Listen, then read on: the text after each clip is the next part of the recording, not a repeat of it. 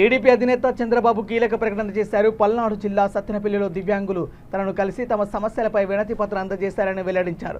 వారి కోరికపై TDP, Janasena, BJP కూటమి ప్రభుత్వం అధికారంలోకి వచ్చాక దివ్యాంగులకు నెలకు 6,000 పింఛన్ ఇచ్చేందుకు హామీ ఇచ్చారని తెలిపారు.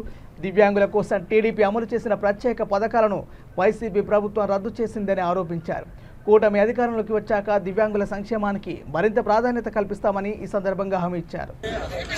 విభిన్న ప్రతిభావంతులుగా డిక్లేర్ చేసిన పార్టీ తెలుగుదేశం పార్టీ.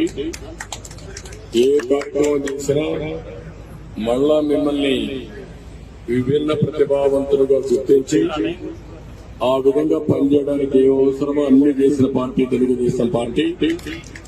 ఈరోజు మీరందరూ ఒక పక్క కృష్ణమాదిగ ఎప్పటి నుంచో మీకోసం పోరాడుతున్నాడు.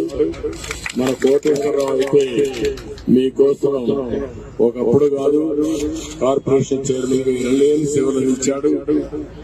ఆ రోజు మేము చూసాం.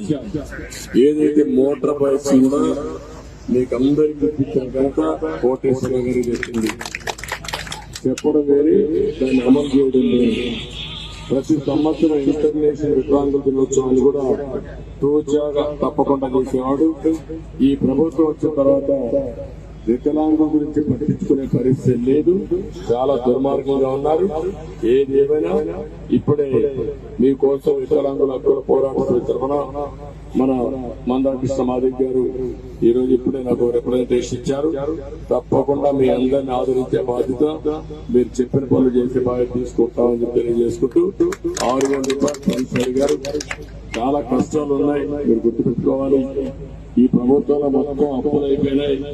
నాకే ఆశ్చర్యం వేస్తుంది. ఏమైనా చేయగలుగుతామా లేదని కూడా అనుమానం ఉంది. అయినా కూడా మీ కష్టాలు దృష్టిలో పెట్టుకుని ఈ 6,000 రూపాయలు పెన్షన్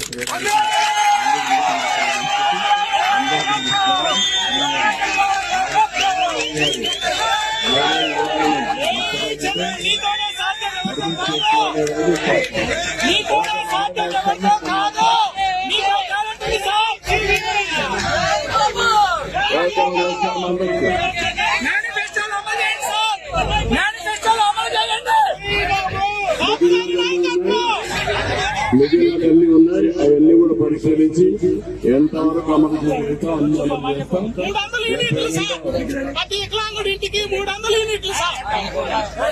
అన్ని వర్కౌట్ చేద్దాం.